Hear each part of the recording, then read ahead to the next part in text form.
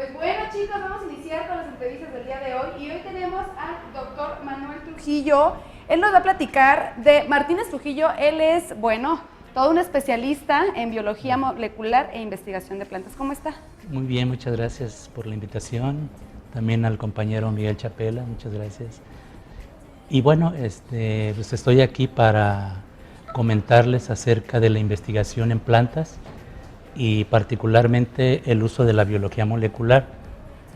Y quisiera, para ubicar este contexto de la biología molecular, referirme primero a los primeros estudios de las plantas.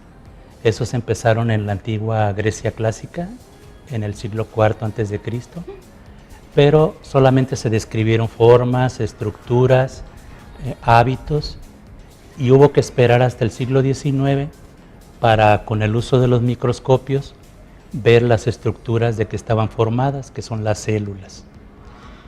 Sin embargo, había una situación que no se había resuelto y que consiste en la información que tienen las plantas y en general los seres vivos para poder funcionar. Y eso se resolvió a mediados del siglo XX y todos los organismos vivos tenemos información basada en moléculas, como si fueran hilos, que se escriben con 4 letras y que está organizada, digamos, por capítulos. Nosotros tenemos 26,000 capítulos que les llamamos genes, y esos capítulos pues conforman el libro de la vida de cada ser. En el caso de las plantas hay unos 40,000 de esos capítulos, y esa información es la que va a determinar cómo funciona. Para que funcione se requiere que se manden mensajes de esos capítulos y la célula produzca otras moléculas más versátiles, más, digamos, moléculas funcionales, que son las que hacen que seamos lo que somos, cómo estamos funcionando, las plantas cómo captan el CO2 de la atmósfera, el carbono, cómo sintetizan sus alimentos, cómo toman nutrientes y cómo crecen en general. Entonces, digamos que esta parte de estudiar a los organismos desde el punto de vista de su información y cómo ésta se organiza y funciona, eso es la biología molecular. ¿Sí? O sea, a través, por ejemplo, de los códigos que tenemos todos los seres vivos en este planeta, de acuerdo a todo ese tipo de códigos, o sea, de moléculas, que es donde inicia, ahí te das cuenta cuántas, por ejemplo, en este caso las plantas, cuántas especies hay de plantas, cuánto tiempo tarda esta investigación en una sola, digamos, en una sola especie. Una investigación tradicional puede durar, pues requiere al menos 6 meses para cubrir el ciclo de vida de la planta y poder hacer las extracciones de sus componentes y ver cómo interaccionan, cómo funcionan. De hecho, para las plantas contamos con 3 herramientas básicas. Una de ellas es determinar qué es lo que cambia en una planta durante su ciclo de vida o durante condiciones ambientales. De esos 40,000 paquetitos de información, algunos, digamos una tercera parte, siempre están funcionando, son los que mantienen la casa, digamos, la planta. Y otros pueden estar variando, subir, bajar, y eso dependiendo de las condiciones ambientales. Y es parte de lo que nosotros estudiamos. Oiga, doctor, con todo esto que menciona, no sé si tenga que ver, ¿no? Yo lo pongo en la parte humana, que todas estas moléculas arman el ADN de un solo individuo, no sé si estoy en lo correcto. Así es. Con sí. toda esta información que ustedes la catalogan en plantas, ¿cuál es el objetivo, cuál es la finalidad de la investigación o en qué se puede aplicar para la ciencia de hoy en día? Sí, en el caso particular de nuestro grupo de trabajo, que le llamamos biología vegetal, nos dedicamos a estudiar 2 aspectos. Uno de ellos, el efecto de factores nocivos del ambiente, y otro de ellos, básico, es entender cómo esos procesos en las plantas se afectan por esos factores. En el caso de nosotros estudiamos agentes ambientales que causan daño a las plantas, que están presentes en el suelo. Las plantas, la mayoría de sus nutrientes los toman del suelo y algunos de ellos no son esenciales para la planta, pero ésta los confunde y los internaliza y le causan cierto daño. Es el caso de contaminantes como el zinc, el plomo, el cromo. Y lo que queremos es entender cómo estos contaminantes afectan a las plantas, pero sobre todo cómo usar esa información para esos lugares, detoxificarlos, quitarles esos contaminantes. Doctora, ya estábamos viendo en la anterior algo yo creo como más específico a lo que usted nos estaba platicando, pero en esto del maíz. A ver si podemos regresar la siguiente, chicos, por favor. Ahí está. Sí, Esto es como ya en más explícito. Este es un modelo que hemos elaborado en donde se muestra una célula en la parte derecha encerrada en un rectángulo y donde se muestran figuras geométricas de colores que son nutrientes que la planta toma del suelo. Y en anaranjado está un contaminante que es el cromo, que aprovecha que las plantas toman nutrientes para poder introducirse.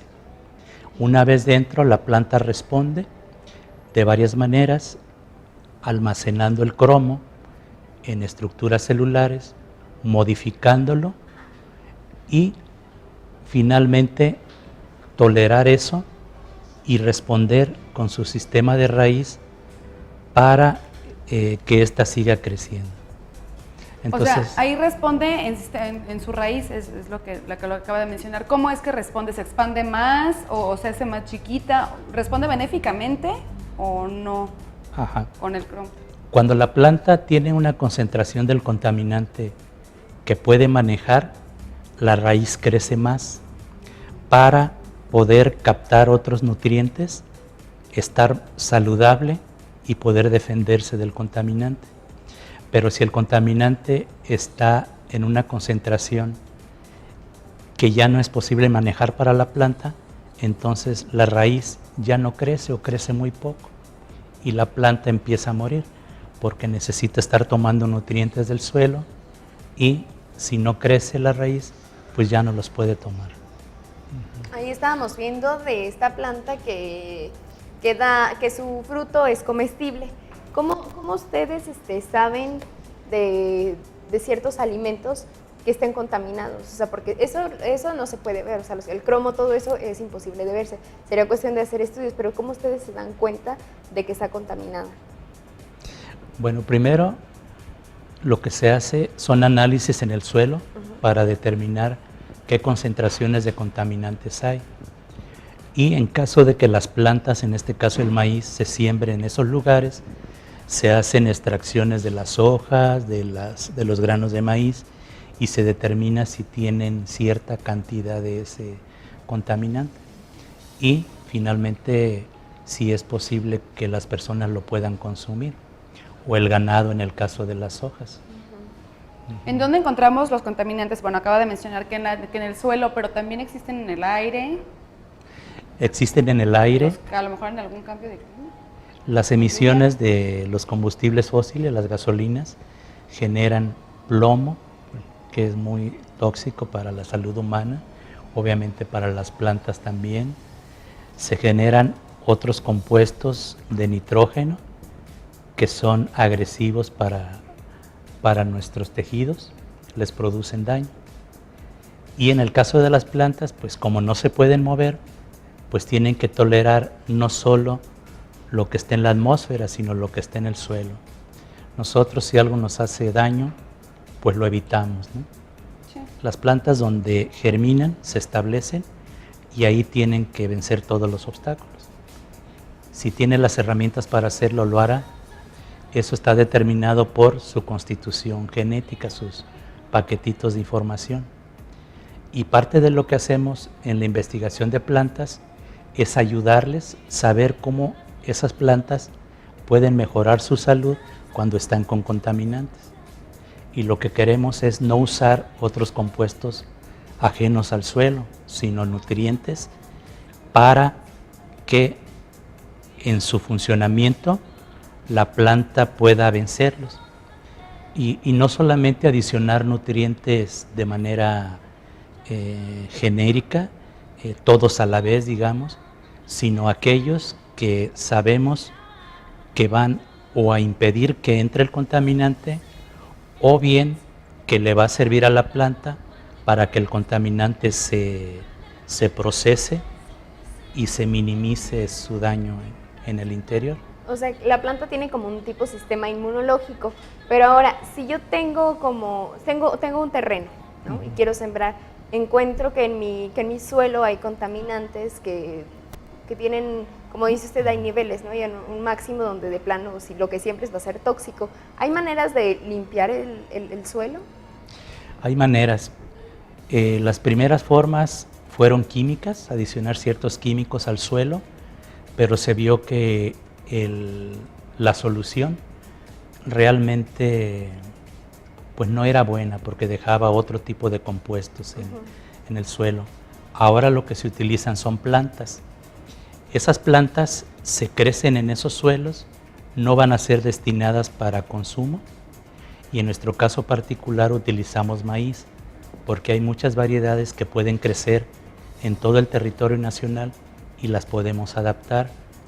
Ese maíz que sembramos le adicionamos los nutrientes necesarios para contrarrestar el daño de esos tóxicos. Después lo que se capta por la planta pasa a la raíz, a la parte aérea y se cosecha la planta.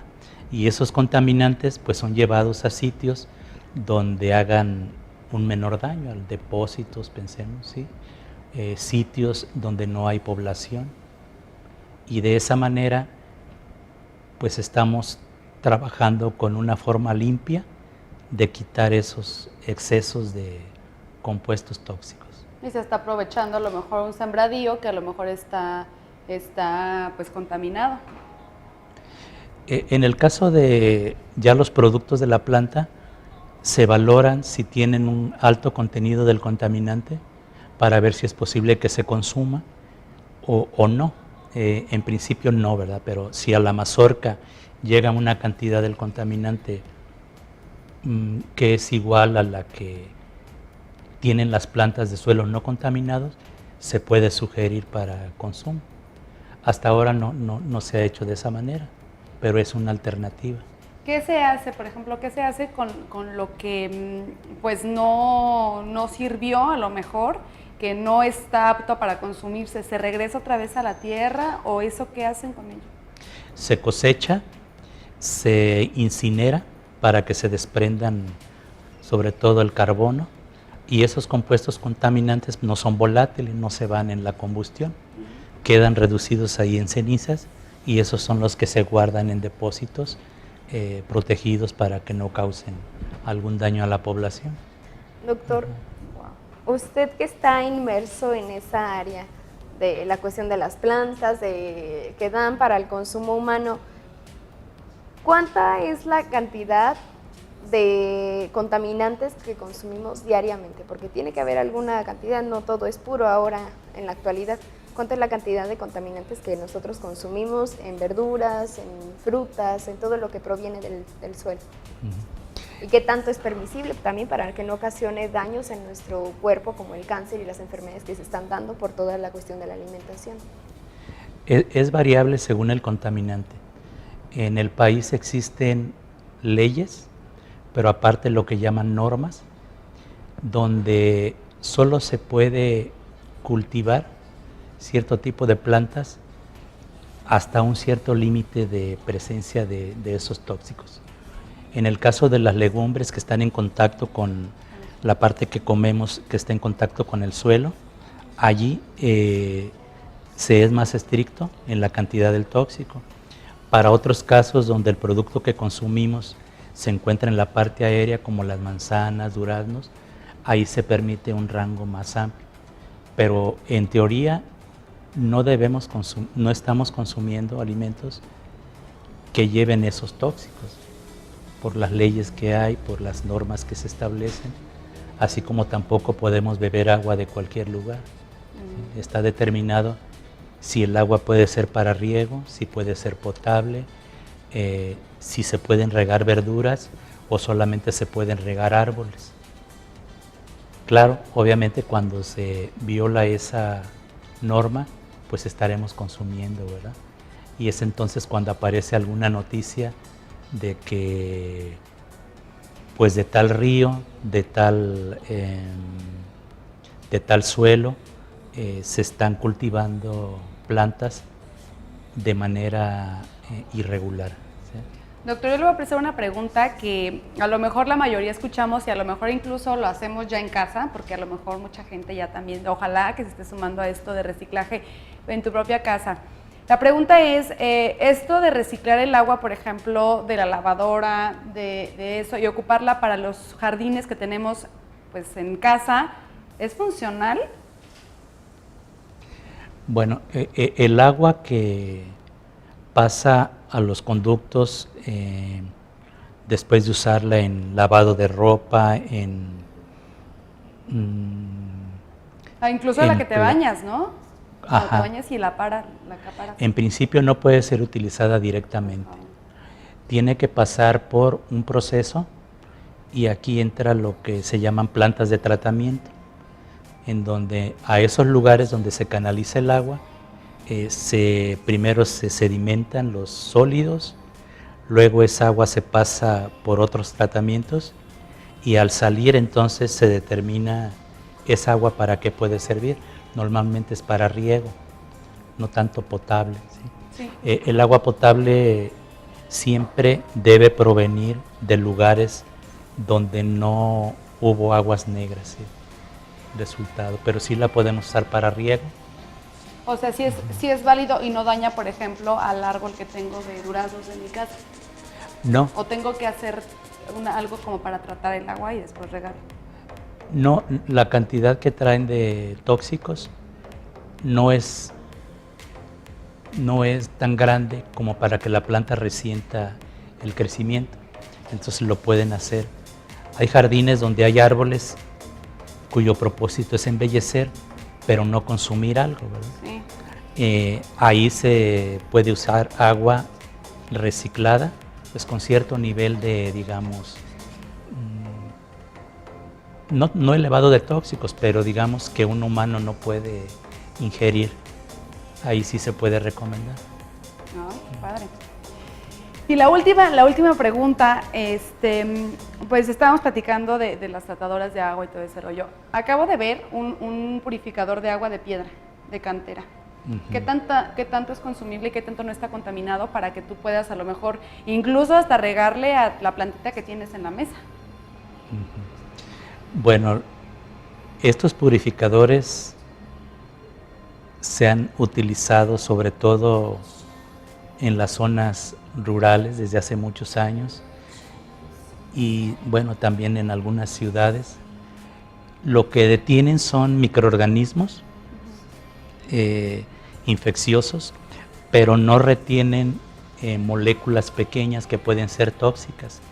Y si el agua la estamos tomando de algún lugar que traiga eso, por decir de un río sin saber, sin haber cuantificado qué tiene en principio, pues lo que pase por la piedra